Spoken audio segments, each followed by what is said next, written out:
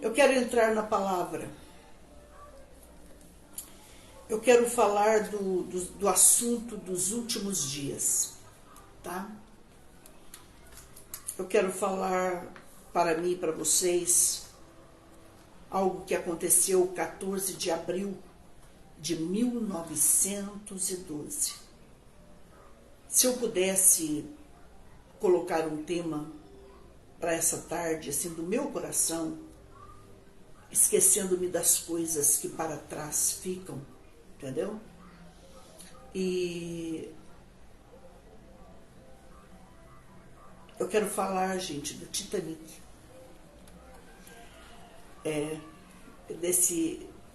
Dessa catástrofe que aconteceu há 111 anos atrás, não é isso? Onde está o Titanic hoje, pastora? No fundo do mar.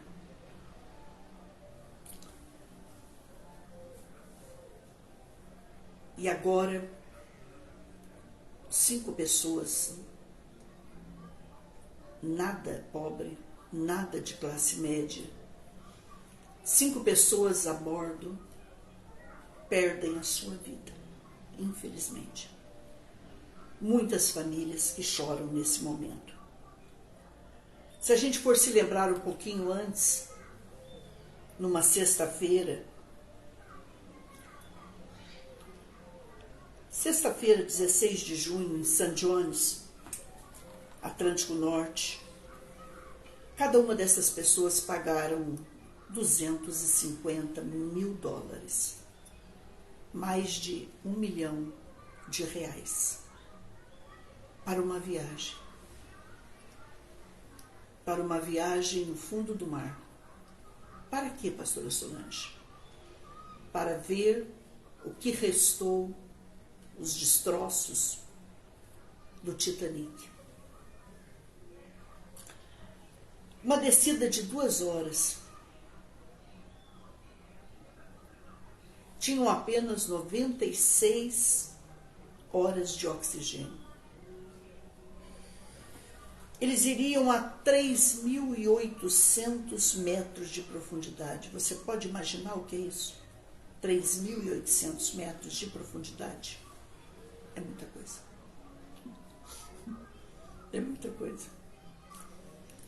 Pastor, é verdade que debaixo desse oceano, dos oceanos, há lugares mais altos, há montes, há lugares mais profundos que os maiores montes dessa terra? Você não precisa ter dúvida disso. Embarcaram numa cápsula, num submarino de 6x3.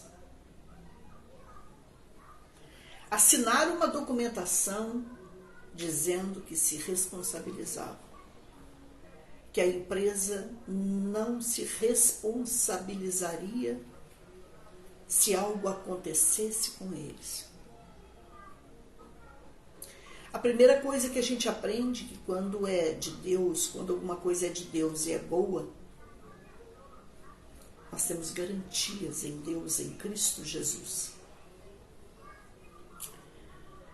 Isso me faz lembrar o grande Titanic, né? De 1912, de abril de 1912,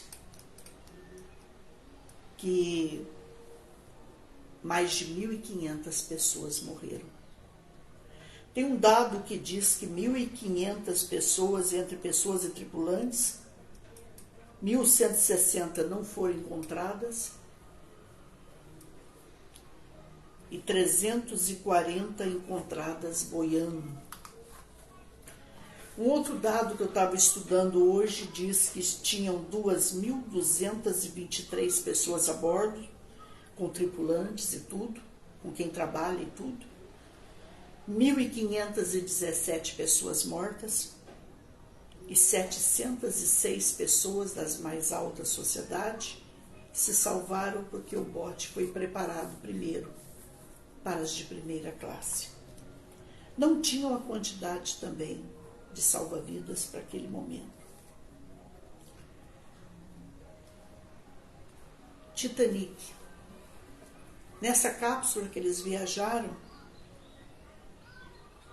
eles tinham 95% de chance, talvez, de não voltar. Eu estava vendo uma reportagem que diz que o aventureiro, se ele tiver 5% de chance de não voltar, mesmo assim ele vai.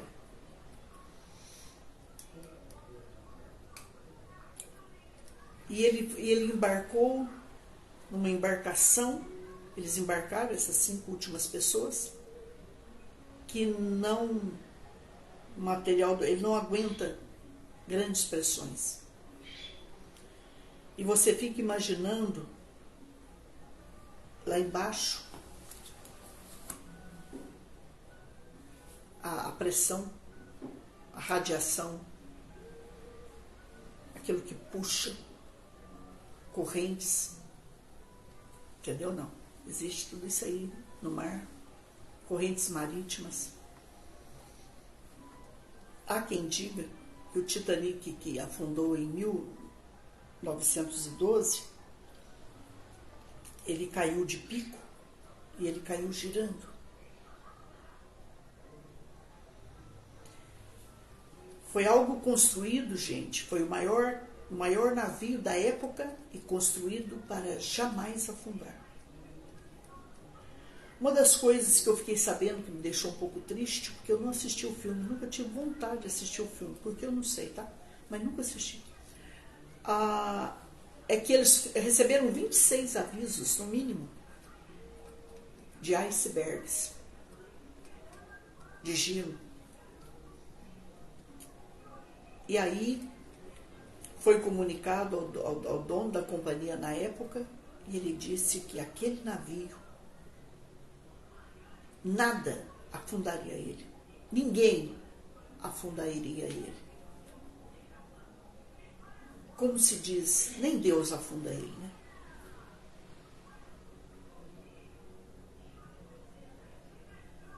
E infelizmente, aquelas centenas de pessoas inocentes morrem num lugar de águas congeladas.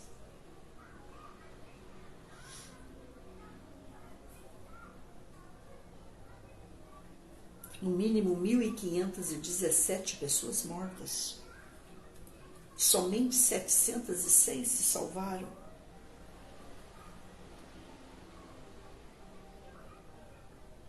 Hoje, 5 pessoas vão visitar esse lugar,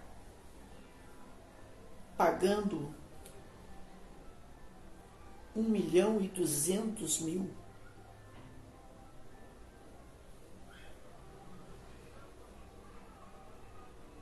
Para nunca mais voltar.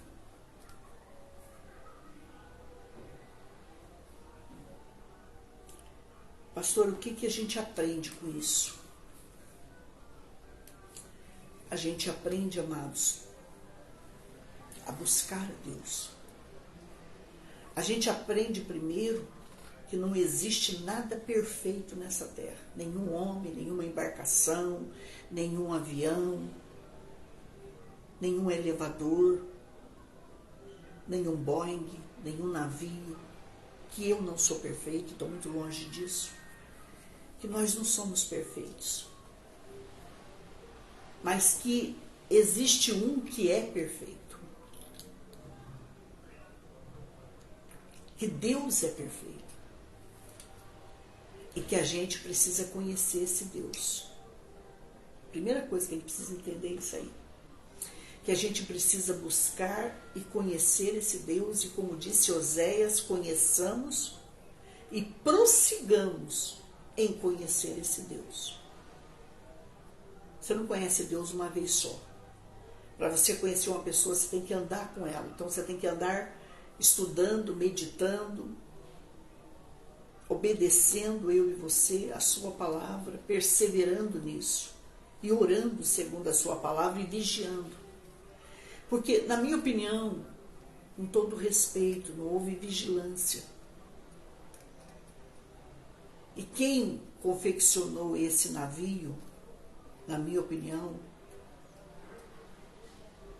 em 1912, ele se achou igual ou maior que Deus, é perigoso.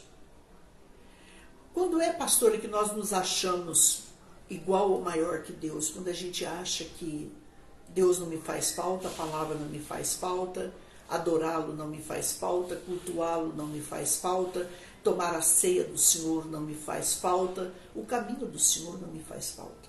Por quê? Porque o dinheiro que eu tenho, o que eu precisar, ele resolve e ele supre todas as minhas necessidades. Na minha opinião, a maior luta do ser humano, não é de ninguém, de todos nós, é o vazio que existe dentro de nós e que somente Deus pode suprir, pode ocupar esse lugar, pode suprir, ocupar esse espaço, mudar isso. Enquanto o espaço de Deus dentro do ser humano, por que dentro do ser humano? De todo ser humano, porque o ser humano, ele é um espírito. Ele é um espírito que possui uma alma e habita em um corpo.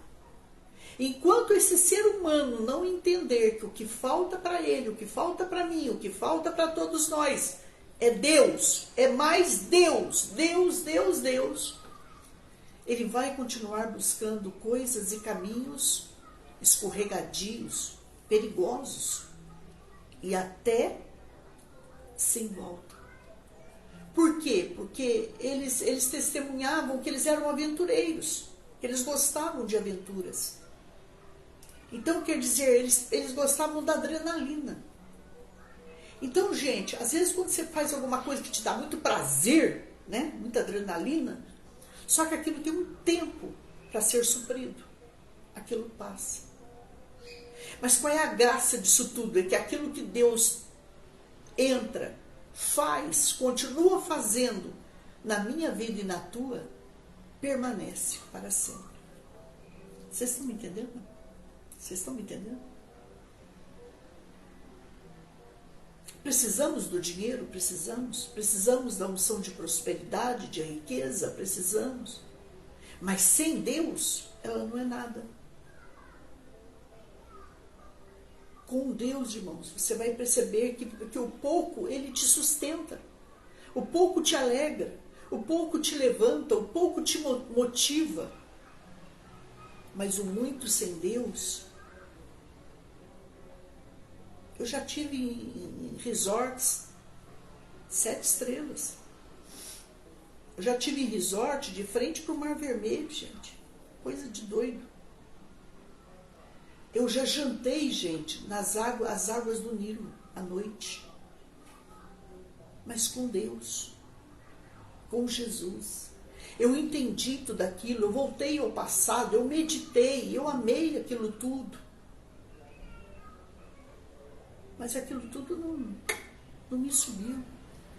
Quando sobe é porque a gente é caçulinha de Jesus. Caçulinha na fé. O caçulinha, ele faz questão de mostrar tudo. Sabe, gente, um alerta aqui para a minha vida, em primeiro lugar, e para a tua, a gente precisa crescer. A gente precisa crescer. Crescer e aparecer. Entendeu ou não? A gente precisa crescer na presença de Deus. E aparecer com Deus e para Deus. E para a glória de Deus. Infelizmente, falo isso com tristeza. Esses 5 bilhardários, eles não eram classe média, eles não eram ricos, eles não eram milionários, eles eram bilhardários que foram para nunca mais voltar. Uma outra coisa que eu aprendo com o Titanic, que ele vem de Titã, daquele que se levanta para afrontar Deus. Tome cuidado. Lógico que eu não posso falar isso ao mundo. Mas existe uma maldição aí. Se continuar, não será o primeiro acidente. ou segundo.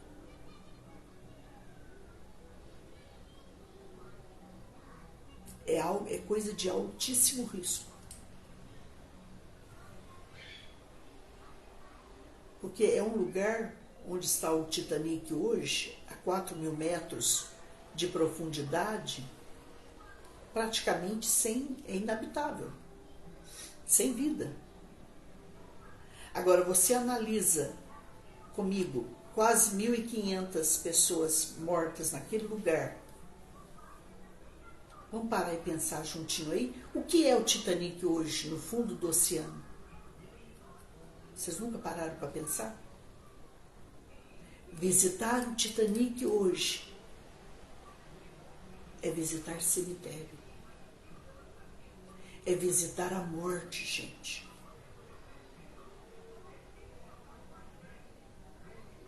Nosso Deus não é Deus de mortos, é Deus de vivos.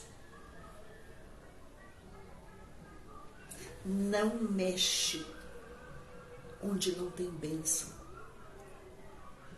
Eu me lembro que quando eu fui ao Egito, perguntaram para mim se eu queria entrar dentro das tumbas, de uma tumba lá dos faraós. Eu disse, não quero entrar. Não quero entrar. Porque se você for estudar sobre eles, não era desejo deles que você mexesse ali. E todo mundo que mexe com o que não é para ser mexido, presta atenção nisso. Por isso que a gente tem que meditar naquele versículo, como disse a palavra, tudo me é lícito, mas nem tudo me convém fazer. Pastora, mas como que eu devo orar hoje? Senhor, cumpra-se em mim a tua vontade. Gera em mim a tua boa, santa, agradável, perfeita, santa vontade. Tira do meu coração o que o Senhor não quer. Abre portas para a minha prosperidade. Mas ela não pode chegar a uma riqueza que eu não te ouça, que eu não te atenda, que eu não te busque. Presta atenção nisso. Que eu não te consulte, gente. Vocês estão me entendendo? Pense nisso. Pensa nisso. Pastor, então, tudo que nós quisermos fazer, haverá a permissividade de Deus. Mas não é a vontade absoluta de Deus. Então, vamos consultar a Deus, vamos buscar a Deus. Cuidado com coisas muito fáceis, muito rápidas. Nós temos que tomar cuidado com os sentimentos. Ontem, por exemplo, eu via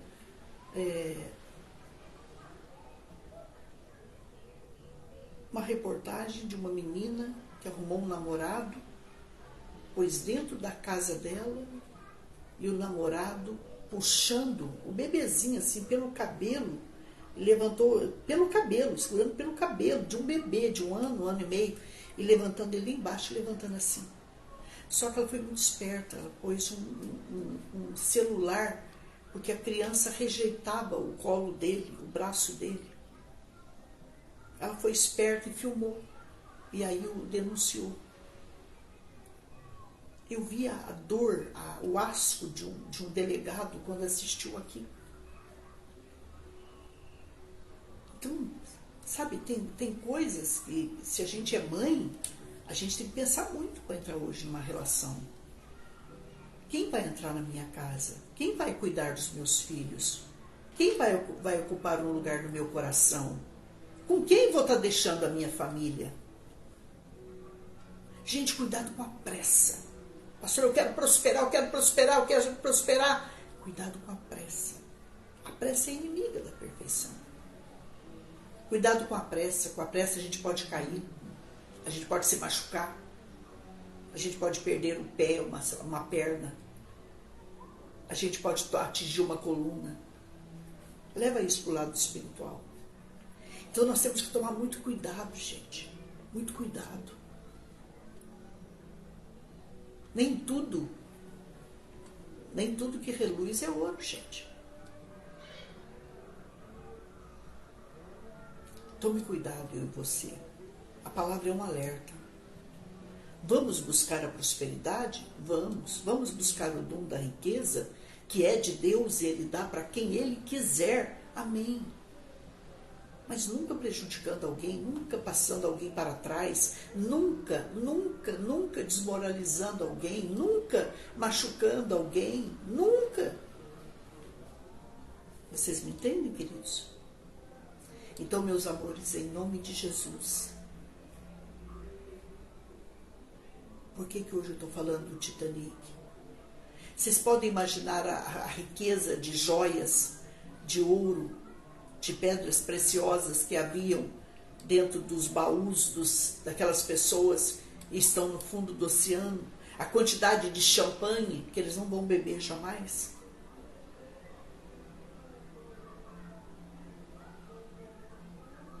Não é fácil, gente. Não é fácil. Outra coisa, irmãos, nós precisamos ficarmos sensíveis aos avisos que Deus nos dá através da sua palavra, através da revelação, através da palavra de sabedoria, de conhecimento. Vamos estar atentos ao discernimento de espírito. O grande titã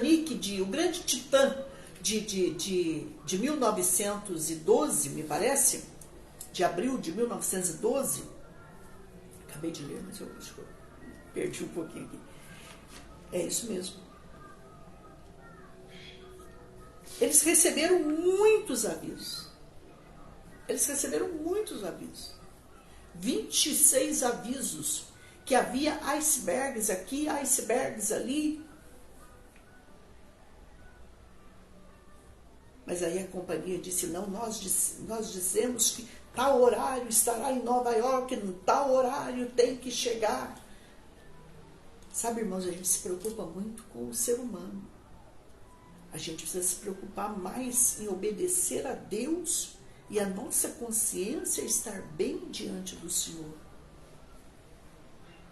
E o dono daquela companhia diz para o comandante do grande Titanic, bora.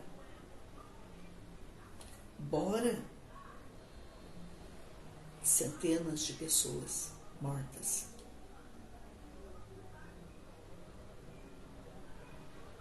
E quando uma pessoa paga mais de $1 milhão para descer lá embaixo, assinando contratos de responsabilidade própria, porque é uma viagem de alto risco,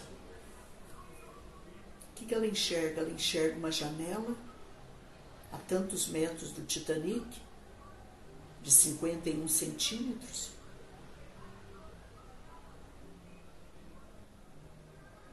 para ver a morte, o cemitério. Irmãos, se você é uma pessoa espiritual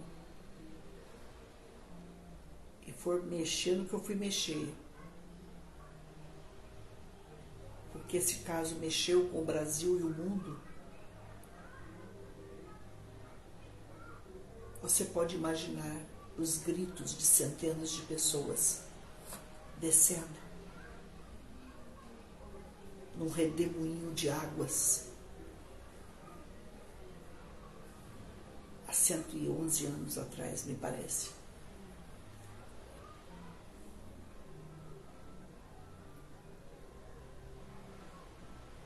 Por dinheiro nenhum, eu iria lá. Eu respondi isso para alguém. Por dinheiro nenhum, meu filho, minha filha, eu passaria uma noite naquele lugar. Não mexa. Onde Deus diz, não mexa. Não vá para lugares que Deus disse, não vá. Não entre na internet em lugares que Deus diz, não entre.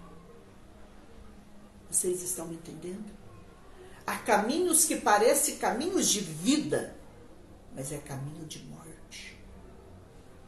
Sem volta. Sem volta.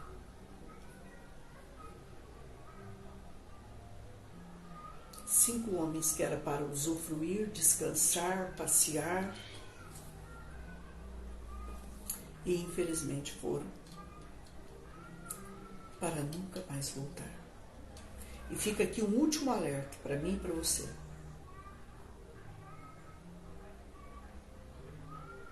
Se eu e você não vigiarmos, um exemplo, pelo amor de Deus, e esse coração parar, ou a trombeta tocar, e a gente não estiver em comunhão com Deus, com a sua palavra, e com o nosso próximo, e com a gente mesmo, para onde seremos lançados?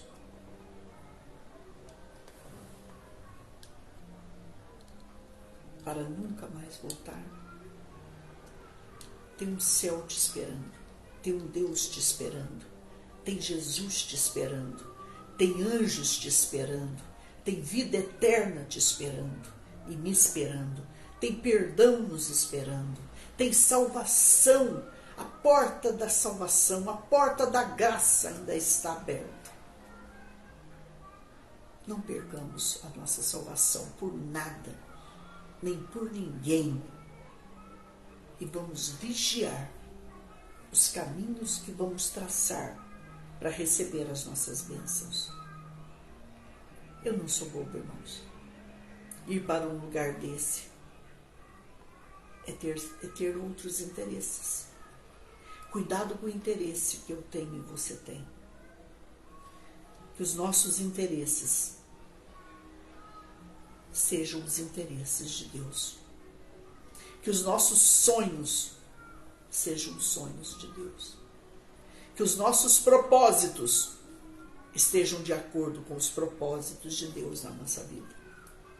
O homem que sonha só, é só um sonho. Mas o homem que sonha com Deus, na presença de Deus, e segundo a vontade de Deus, sonha e realiza. Tá bom? Essa é a palavra.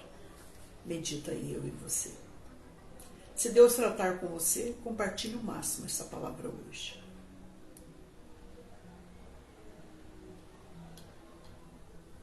Nós não podemos ser um Titanic que afronta Deus, que se acha maior que Deus, que nem Deus afunda, que o que eu faço é perfeito, que o que eu faço não foi para afundar e não afundará, mas que sejamos um templo. O templo. Jesus falou isso quando ele estava lá em Samaria. Nunca me esqueci disso.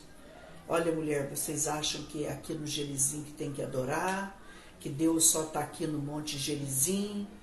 Israel acha que Deus só está lá no Monte Moriá, em Jerusalém? Vocês acham que Deus só está dentro de um templo de 4 paredes? Feito de barro e ferro e madeira? Um dia está chegando a hora em que os verdadeiros adoradores adorarão ao Pai em espírito e em verdade. O verdadeiro templo está aqui. É você, o verdadeiro templo. Cuidado com o que a gente olha, o que a gente ouve, o que a gente conversa, com quem a gente conversa, com quem a gente come, com quem a gente anda. Você não foi feito para afundar, nem eu. Você não foi feito para terminar os seus dias no fundo lamacento do mar do esquecimento. Nós não fomos feitos por Deus para terminar os nossos dias no cemitério, porque lá é lugar de cemitério.